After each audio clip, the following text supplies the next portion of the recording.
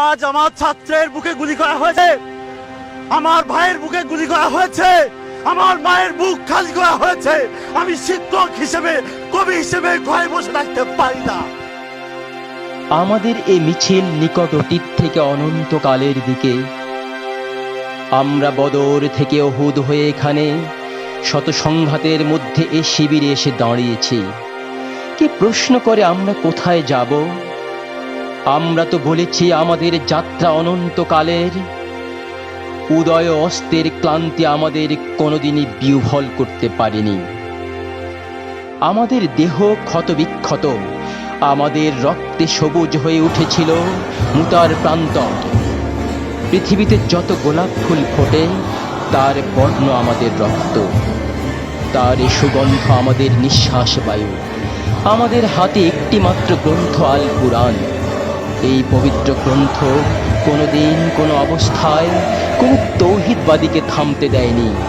আমরা কি করে থামি? আমাদের গন্তব্য তো এক সোনার তোরণের দিকে, যাই ভূপৃষ্ঠে নেই।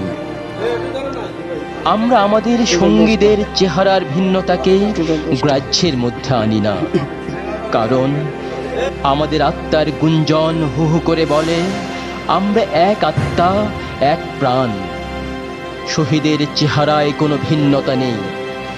আমরা তো শাহাদাতের জন্যই মায়ের উদর থেকে পৃথিবীতে পা রেখেছি।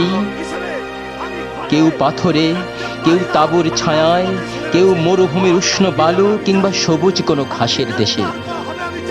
আমরা আজন্ম মিছিলেই আছি, এর আদি বা অন্ত নেই।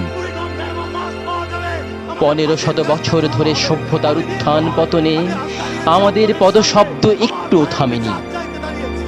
আমাদের কত সাথীকে আমরা এই ভূপৃষ্ঠের কন্দরে কন্দরে রেখে এসেছি।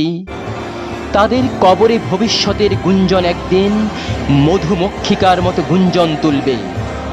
আমরা জানি আমাদের ভয় দেখিয়ে শয়তান নিজেই অন্ধকারে পালিয়ে যায়। আমাদের মুখাবয়বে আগামী উষার উদয় কালের নরম আলোর ঝলকানি। আমাদের মিছিল ভয় ও ধ্বংসের মধ্যে বিশ্রাম নেয়নি, নেবে না।